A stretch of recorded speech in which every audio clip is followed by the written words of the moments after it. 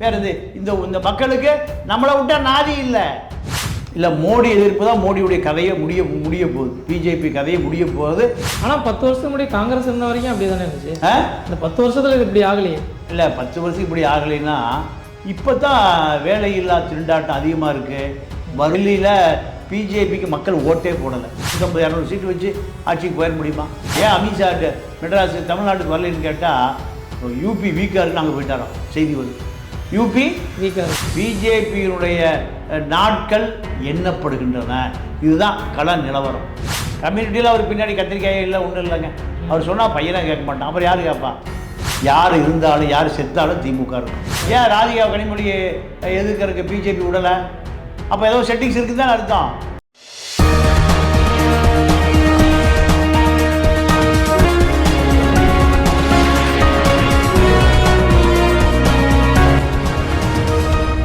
தமிழக அரசியல் களம் நேயர்களுக்கு வணக்கம். இந்த நிகழ்ச்சியில் தமிழக அரசியல் சூழ்நிலைகள் பற்றியும் தேர்தல் பற்றியும் தொடர்ந்து நம்ம விவாதம் பண்ணிகிட்டு இருக்கோம். இன்றைக்கி அதை பற்றி தொடர்ந்து பேச தமிழா பாண்டியன் சார் வந்திருக்காங்க. வாங்க நிகழ்ச்சிக்கு போகலாம். வணக்கம் சார். வணக்கம் சார். இப்போ தேர்தல் இன்னும் 1 வாரம் 10 நாள் தான் இருக்குது. பரபரப்பாக போயிட்டுருக்கு. இருந்தாலும் களத்தில் ஒரு பெரிய பரபரப்பு தெரியலையே சார். இல்லை, அதாவது திமுக வெற்றி உறுதி 40 தொகுதிகள்லையும். அதிமுக வேட்பாளர்களை நிறுத்தலை. பாஜக பலவீனமாக இருக்குது. அப்போ திமுக தரப்பு வெற்றி உறுதி செய்யப்பட்ட பிறகு களத்தில் சோம்பலாக கிடக்கு. இங்கே அதிமுக திமுகவுக்கு எதிராக களமாடக்கூடிய எந்த வேட்பாளரையும் நிறுத்தலை. எந்த வேட்பாளரையும் நிறுத்தலை. நீங்கள் டிஆர் பாலுக்கு எதிராக நிறுத்தலை, கனிமொழிக்கு எதிராக நிறுத்தலை, தயாநிதி மாறனுக்கு எதிராக நிறுத்தலை. எல்லா தொகுதியிலுமே சொல்லிக்கிற மாதிரியான அதிமுகவில் வேட்பாளர் நிறுத்தலை. ஏன்னா அதிமுக நம்பிக்கை இல்லை. இதில் ஜெயிப்போம்னு நம்பிக்கை இல்லை. அதிமுகவுக்கு நம்பிக்கை இல்லை. அதிமுகவுடைய மாவட்ட செயலாளர்களோ முன்னாள் மந்திரிகளோ களத்துக்கு வரல. ஏன் வரல? ஜெயிக்க முடியாது. எடப்பாடி அழுத்தம் கொடுத்து நிற்க வைக்கவும் முடியல. எடப்பாடி அந்த கட்சிக்காரர்களையோ அதாவது மாவட்ட செயலாளர்களையோ முன்னாள் மந்திரிகளையோ களத்தில் இறக்க எடப்பாடினால் முடியல. ஆனால் களத்தில் இப்போ இவங்க அமைச்சர்கள்லாம் திமுக இறக்குனாலும் மக்கள் எதிர்ப்பு அதிகமாகிட்டே போகுது. இது இவங்களோட வீக்கை தானே காட்டுது. திமுகவும் வீக்காக தானே இருக்குது. இல்லை, திமுக நீங்கள் போகிற இடங்களில் ஒரு 50 ஓட்டு 100 ஓட்டு தான் எதிர்ப்பு இருக்கே தவிர நீங்கள் 5.5 லட்சம் ஓட்டு இருக்குது. 5.5 லட்சம் ஓட்டு 50 ஓட்டு 100 ஓட்டு 500 ஓட்டு 1000 ஓட்டெல்லாம் பெரிய மாற்றத்தை செய்துவிட முடியாது. நீங்கள் களம் மும்முனை போட்டினா 3 பேர்ட்டையுமே 25-20% ஓட்டு இருக்கணும். 40% ஓட்டே போடுறதில்ல. அப்போ மீதி 60% 3 கட்சிகிட்டு இருந்ததுன்னா தேர்தல் சூடு பறக்கும், சுறுசுறுப்பாக இருக்கும். பிஜேபிகிட்ட 5% தான் இருக்குது. அதிமுக 20% தான் இருக்குது. அப்போ 20-25 மீதி 60ல் 25 போச்சுன்னா 35 யார்கிட்ட இருக்குது? திமுக. நம்ம திமுக எதுக்கு பதட்டப்படணும்? ஆனால் இது பார்த்தா ஏதோ ஒரு செட்டிங் பண்ணி 3 பேருமே செட்டிங்காக ஒரு தேர்தலை சந்திக்கிற மாதிரியான ஒரு ஃபீல் தானே. இதுதான் உண்மை. இப்போ கண்டுபிடிச்சி சொல்கிறீங்கல்ல, இதுதான் உண்மை.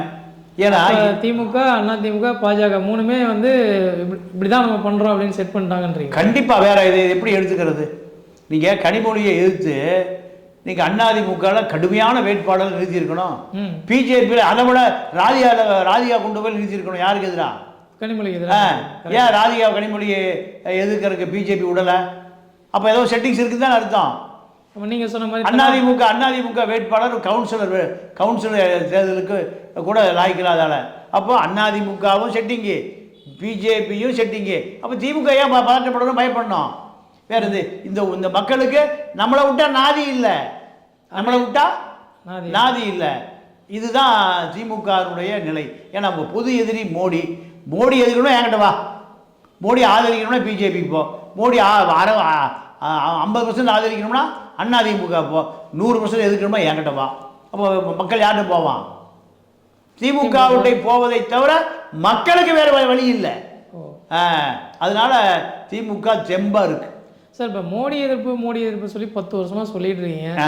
பிஜேபியும் அதை காதில் வாங்கிக்கிறதுல அவங்க பாட்டு அவங்க செயல்பட்டுட்டு தான் இருக்காங்க. இன்னும் இந்த மோடி எதிர்ப்பு எடுபடும்னு நினைக்கிறீங்களா? இல்லை, மோடி எதிர்ப்பு தான் மோடியுடைய கதையை முடிய போகுது. பிஜேபி கதையை முடிய போகுது. மக்கள் தானே முடிவு பண்ண போகிறான், கட்சி முடிவு பண்ணுறது இல்லை.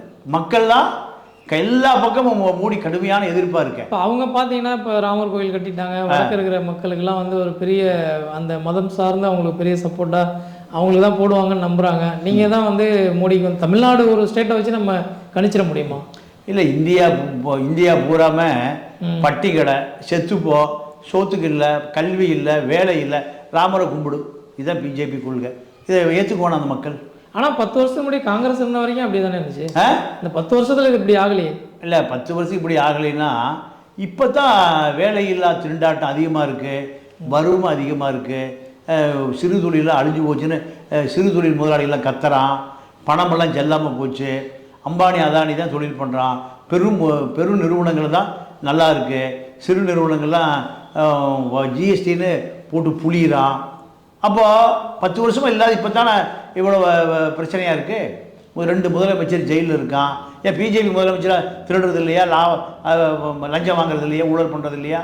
அவன் ஷெட்யூல் ட்ரைப்ஸு. இவன் வந்து டெல்லியில் பிஜேபிக்கு மக்கள் ஓட்டே போடாமல் ஆம் ஆத்மி கொண்டு வரான். அதை நேற்று ஆரம்பித்த கட்சி ஆரம்பித்தவன் அவன் அந்த ஆம் ஆத்மி பஞ்சாபில் ஜெயிக்குது, பிஜேபி எதிர்த்தாலும் ஜெயிக்குது. அப்போ மக்கள் வந்து பிஜேபிக்கு மேலே பிஜேபி நம்புகிற தலைநகரே பிஜேபி அவுட்டா இல்லையா? பிஜேபி எவ்வளோ பெரிய கட்சிங்க. டெல்லியில் ஜெயிச்சிருக்கணும், ஜெயிக்கக்கூடாதா? ஏன் ஜெயிக்கலை? அப்போ டெல்லி மக்கள் பிஜேபி வேண்டாம் தானே சொல்கிறான். டெல்லியில் பூரா படித்தவன் சார், மெட்ரோபாலிட்டன் சிட்டி அது. நான் தலைநகர் படித்தவன், வியாபாரி, தொழிலதிபர், இப்படி எல்லாம் இருக்கிற எங்கே பஞ்சாப்லேயும் டெல்லியிலையும் பிஜேபி ஜெயிக்கல. அப்போ என்ன அர்த்தம்?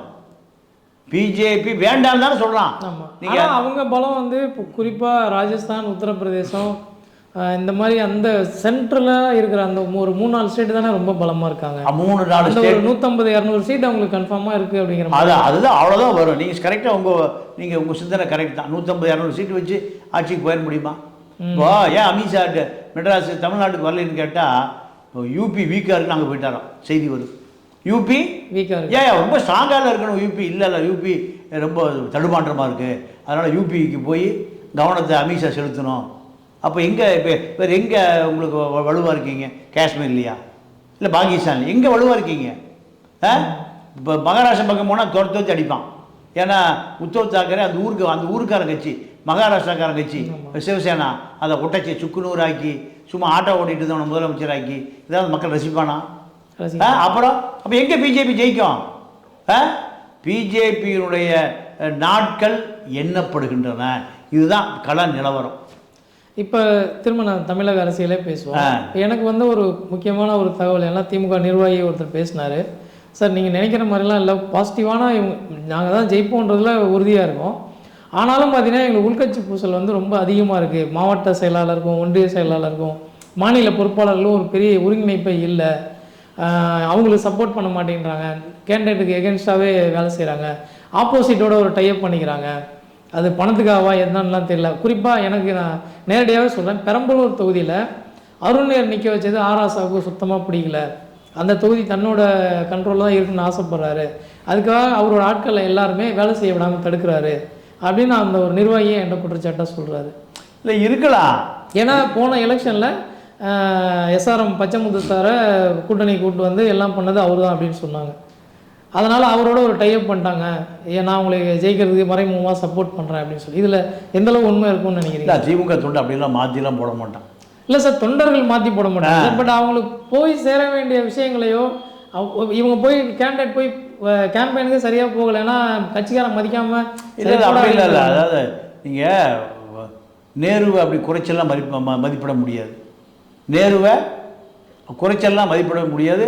நேரு பையன் மிக எளிதாக ஜெயிப்பார். நேருவை நீங்கள் குறைச்சி மதிப்பிட முடியாதுன்னு சொல்றீங்க.